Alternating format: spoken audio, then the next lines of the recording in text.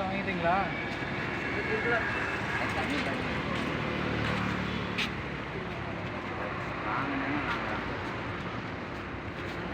எவ்வளோடா நோக்குவீங்க?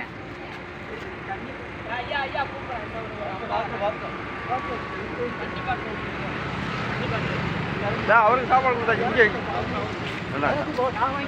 ஐயா எல்லாமே எல்லாத்துக்கும் கொடுத்தாச்சு. அந்த அம்மாவுக்கு கண்டிப்பாக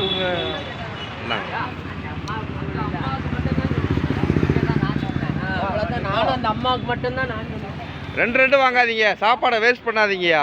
வாங்கிட்டாங்க.